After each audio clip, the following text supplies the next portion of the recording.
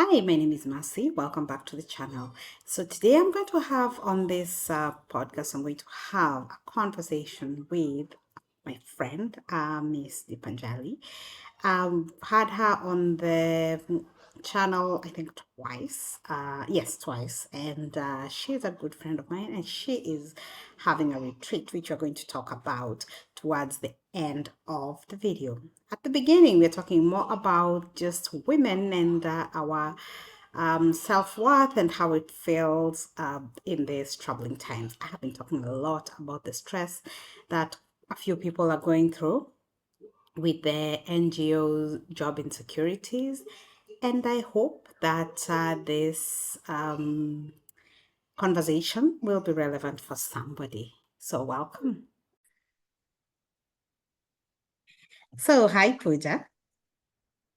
Hi, Marcy. I keep calling you Pooja, and I'm going to try one day to start calling you Dipanjali. It just, I Both think name is it's we will okay. get there. I think, funny enough, in a professional setting, I find myself calling you Dipanjali, like when I'm with people who we've worked together with. But then when I'm with people we've gone to school, we went to Caesarids, and when I'm with you, I just cannot get myself to call you Dipanjali. So welcome back to the channel. You've been here before. Thank you. Always a pleasure. Okay, so viewers, as we have been discussing since the beginning of January, I've been doing quite a few episodes about what it takes to currently in this environment be working for an NGO. Many people, especially in Geneva, where we live, work for NGOs. And many people are affected by this NGO money freeze. And quite a few people are questioning themselves. Is it time for me to look for something else? Is it time for me to reinvent myself? And so my friend here is really good and has done a self-growth, self-taught, well, mostly self-taught journey of looking into yourself. And I think she is one of the best people that if I was stuck on what next, how do I start asking myself? She is one of the people that I would go to because one, she really looks at things from many different angles, even the angles that you're like, oh man, woman, that is so wrong. But she will look at it from that angle too. So, how have you been feeling about this? Are you surrounded by people who are questioning themselves? How is it on your side? Thank you. Thank you for that beautiful introduction. I mean, it really touches my heart. And I think also responds to the question that we are all being faced today in the NGO sector or international Geneva. That's what we call here for all the agencies who are here, right? Um, of course, it is affecting all of us. I do work also because of some rethinking I did. Like you said, I'm someone who looks at from every angle, and the reason why I'm in this place, and I am today very lucky to be saying I am where I want to be, doing exactly what I want to be doing in this time.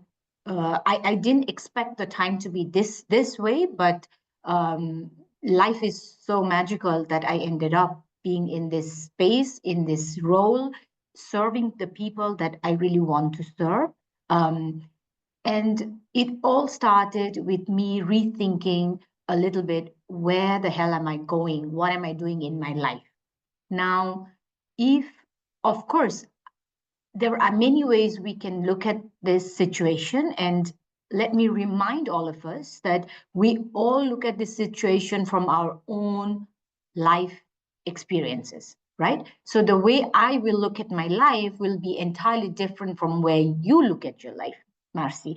And I know you are also someone who has been doing this now for a few years. We've been doing this work together, helping each other. And I know you are also, despite all these changes, where you are because you started doing the thinking a couple of years ago.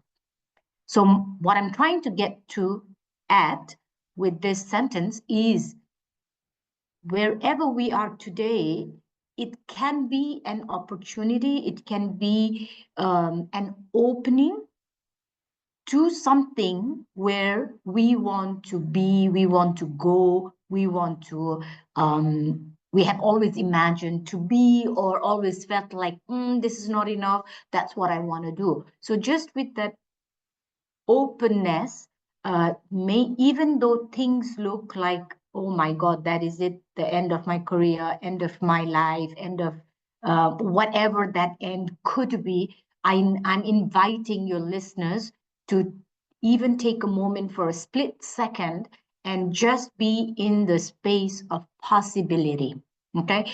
And allow yourself, and I know many of you may feel anger because we are losing our contracts, and I am speaking right, I am in this space. My contract comes to an end of December, okay? So I am speaking from my own experience, so I'm allowed to say that. I think I'm authorized to say that.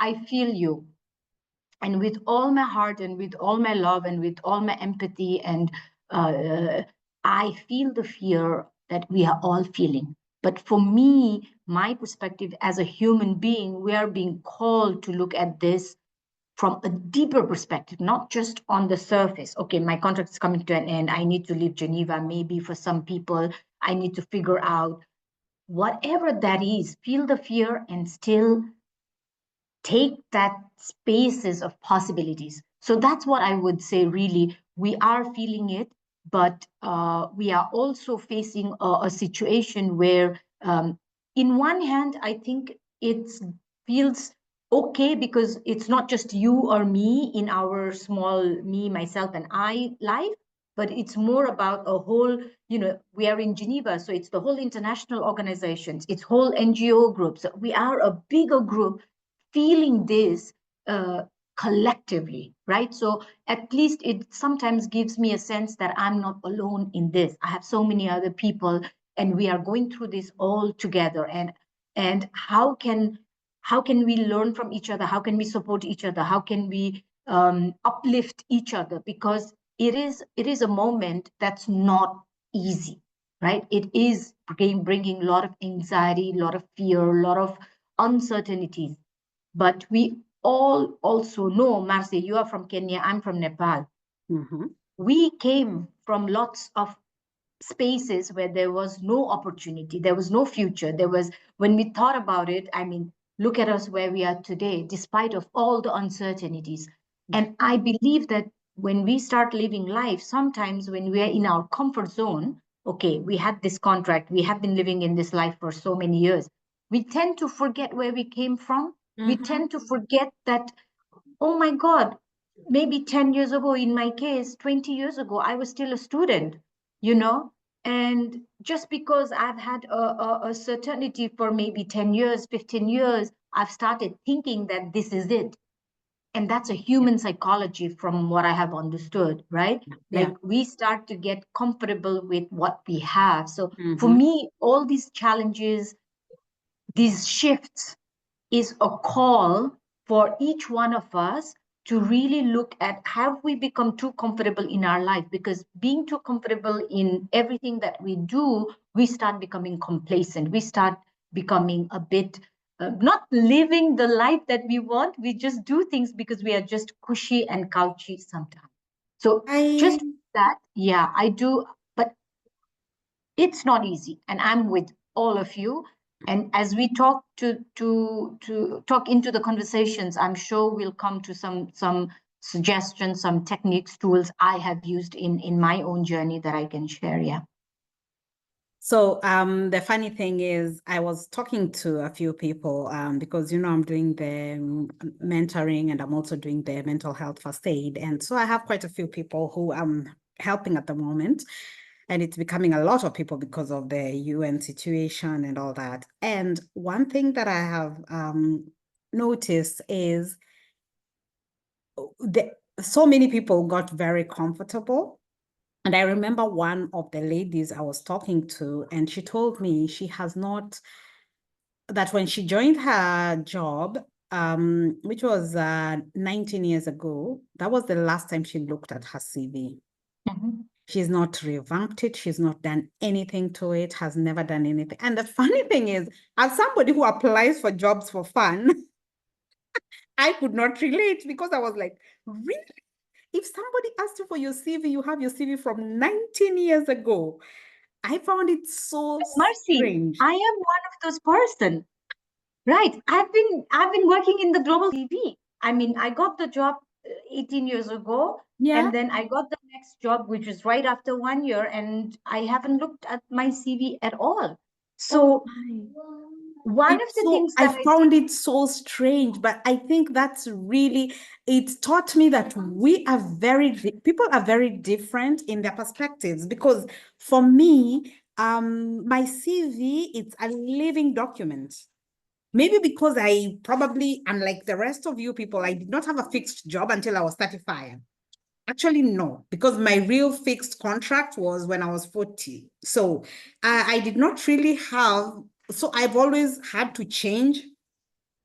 So maybe that's why. But for me, like every time I have an achievement in the office and I feel like this is a worthy achievement, I am adding it to my CV and I move on, and I remove whatever. I'm like, okay, fine. This one is nothing compared to this one. And I keep doing that. So I found it very interesting. And another thing you mentioned was the fact that now it's a group thing. So the funny thing is that goes both two ways. So when I was at CETA, I remember when they were doing the restructuring and I was mapped out, that was one of the things people kept telling me. Well, at least it's not about your performance. It's because you're a group of you. Very many people in Geneva have been let go, so you're fine. It's not about you. And I don't know why that did not make me feel feel okay. However, everybody else who was in the same boat, they felt that way. They felt that, you know what, at least it's not just me. They were able to get the support group and everything. I was able to get the support group, but just not, I just didn't feel like, if anything, it made me scared because I kept thinking, oh my, now all these people are also going to be competing with me for jobs. Yeah, engineers are going to be competing with an executive assistant for jobs. But that is the mentality I had at that point. but But yeah. I think, So, Marcy, mhm. as you were saying this is why I said right in the beginning that each one of us will have a very different journey that we may that can't be comparable, and it is so dependent on what our past life has been like, our experiences, our fears, our emotions, our family situations, our permit situations. My situation will not be the same for those colleagues who has to leave in the context of an international organization. If you don't have a job and if you have it tied with your carte de légitimation, then you have to leave within 2 to 3 months maximum. It's very different. So there is no one size fits answer to this. I invite people to really look into their own life, their own, because like some people have kids, some people have kids in school, some people have kids in not, maybe not everybody will have kids in international schools. So there's so many practical things that people probably should start doing. So one thing I've noticed, at least in our organization now, if I can tell you what I did, because like I said, my contract comes to an end December. First thing that I notice a lot in people, and this is human being nature, no judgments or anything. It's just being human, and I'm just trying to create maybe some awareness around that.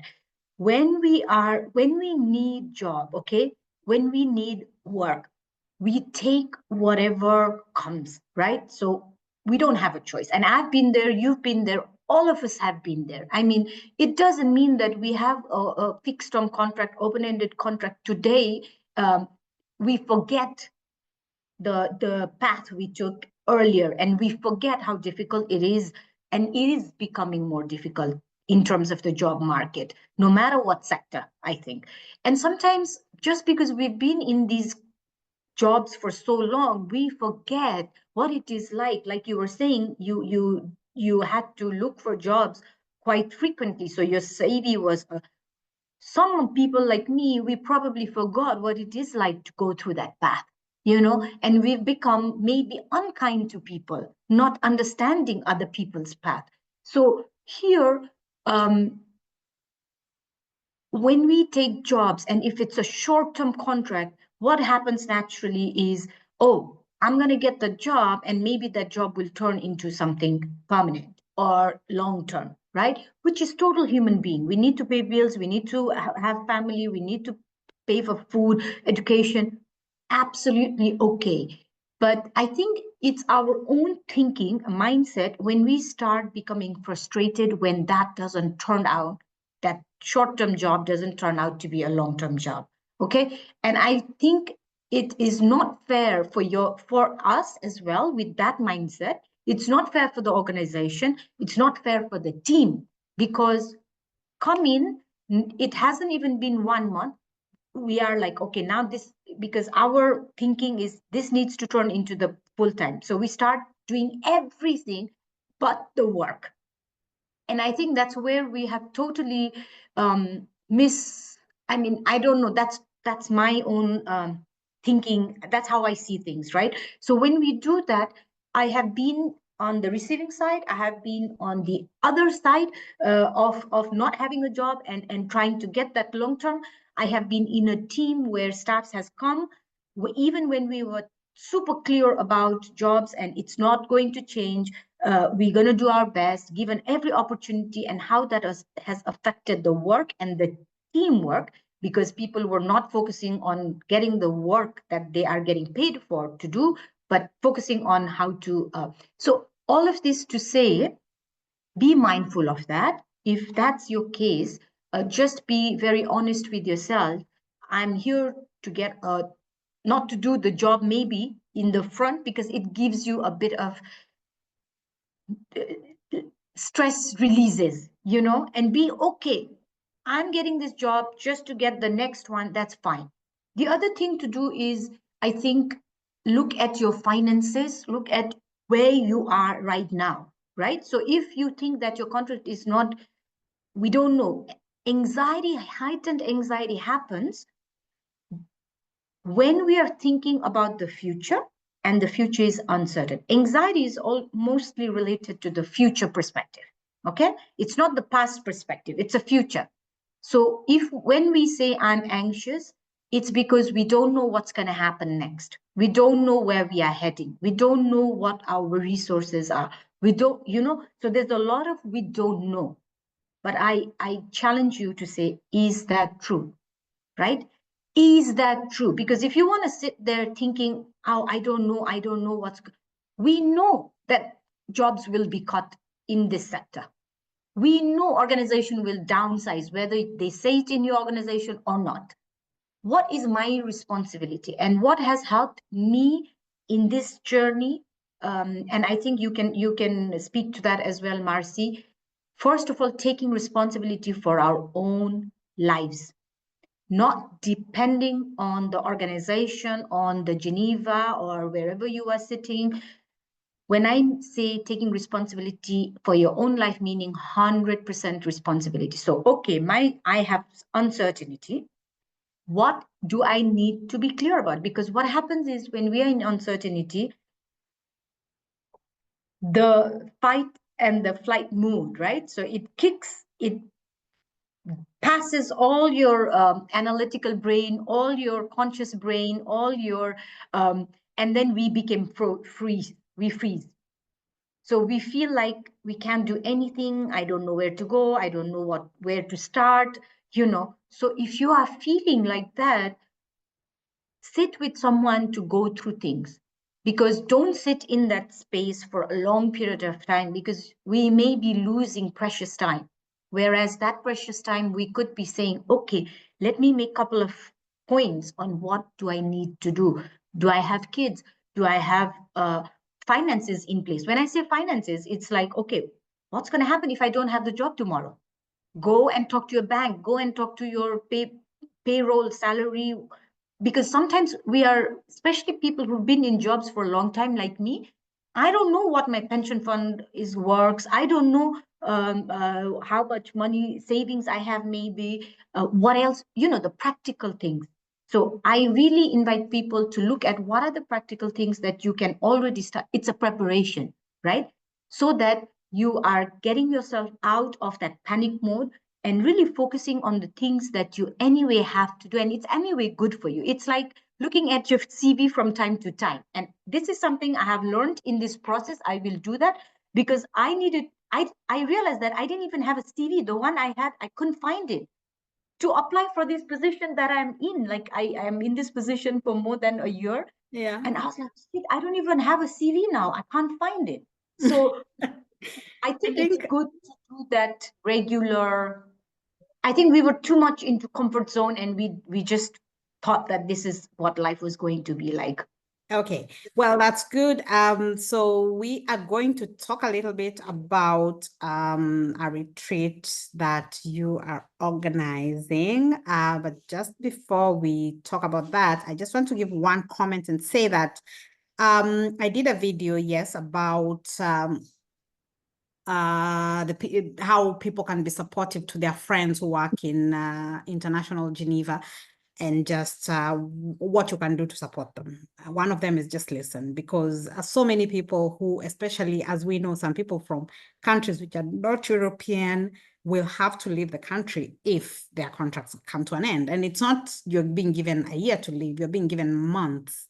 And for some people, it's months to pack up 18 years of your life, including children who are some of them were born here, who have Yeah. never known their home. So there's quite a lot of emotion in it. And Yeah. sometimes just telling someone that, well, yeah, but I mean, at the end of the day, you're getting a package and you're some consolations are really not consolations, because Yeah. there are things that are not financial. So there's also Yeah. the emotional side, which is quite a big component that people don't think about. Yeah. And for this reason, even for my networking in Hills, I started doing a newsletter because I felt it would be nice if I had something that I will be sending to the ladies every month, just to show them that we are together. Put Yeah. a few videos, put a few resources like what do where to get a psychologist, where to get a therapist, just bits like that that somebody can reach out, and so that people know that there's help out there. So one of the things that I came across on your page is you're doing a retreat. And I'm a big fan of retreats. I am. My reason for being a big fan of retreats, I've only been to like 3 in my life. And every time I go to one, I'm like, every year I have to go for a retreat. And then I take like 3 years before I go for the next one. um, I'm a big fan of retreats because if you do them right, you come out of it with something great. And I feel like so many times people go into a retreat with the wrong expectations, too much expectations, no expectations, one of those, or just, oh, I'll just see how it is. And I feel like being prepared for it mentally, spiritually, emotionally, just being prepared is the biggest part of it, so that when you go there, you actually know what you're getting. Am I overthinking this? Or, okay, go tell us about your retreat and tell me if I'm overthinking how someone should prepare for a retreat. Thank you. And I think that makes us two who loves retreat. I've been going to retreat. If I'm doing everything that I'm doing today, it's because of that. Yes, I did to one of those events that I went 10 years ago, 2014, that made a difference in my life, a huge difference. It was called the Awesomeness Festival by Mind Valley. Okay. And it was Lisa Nichols that I went to visit. She's a very popular personal development coach from the States, and she is phenomenal. And it was very, very expensive. But I said, you know what? I don't care. I've never spent this much of money in my life in anything, but I deserve it. So let me go. So since then, I have been going to retreats. And like you said, Marcy, There are many types of retreats, very different retreats, and I love it. I just don't go there to have fun because I can have that with my friends. I want to make a difference of retreat and girls trip. Okay. For me, girl trips are you can do the same thing like eating nice food, going to nice spas. Uh, but that's just a girl trip where you had a great time, you felt good, you will share things. Okay. What I've noticed in retreats is it's more intentional. A good retreat is done in a very intentional. The retreat organizers, they create a container where things for shifts are happening. Okay, transformation happens. You come back not just feeling good, which you can do with going out with your girls, right? But when you come back through a well designed retreat, when you come back, you are a transformed person. That's the difference for me. Transformation happens. Okay, you come back feeling much more wiser and much more different, not physically, mentally, emotionally, not a big like, what do you call that, enlightenment, but sort of. Okay, you can have some enlightenment inside your own self. So that's the difference for me.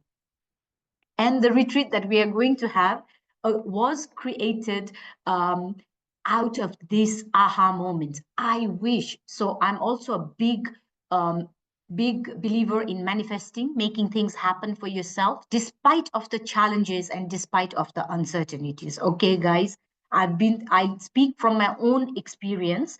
I've made that happen for my own life. So this retreat is in Greece. Thank you for the opportunity to share this retreat. It is created by three of us. I met one lady in COVID time I signed up for Archangel Raphael course. I had no clue what angel was about. Like, I'm from Nepal. I'm Hindu naturally. I know about Christianity, but I know angels. I love all religion. I have no differentiation.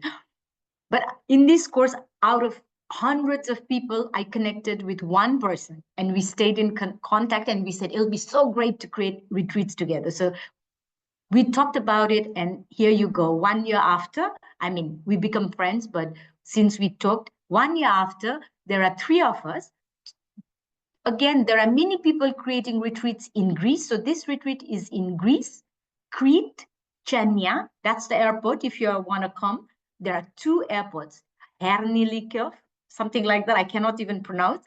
And the other one is Chania, China, Chenia. I'm still trying to pronounce. That is the place we will be going. And it's from 3rd of June to 8th of June. So 6 days, okay? I will put the details, I'll share it with you and a link to rest of it. But what's everybody asks, what's so special about your retreat? The speciality about our retreat is, first of all, it's me. So I'm going to be pouring my heart. And Marcy, you know me, how I am.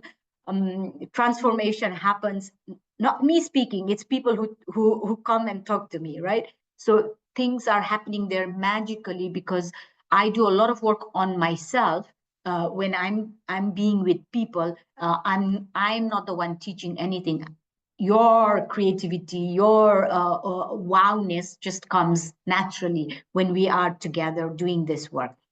The other thing special about this retreat is the two ladies that I'm working with. So we are three of us who's created this out of our love for the retreat.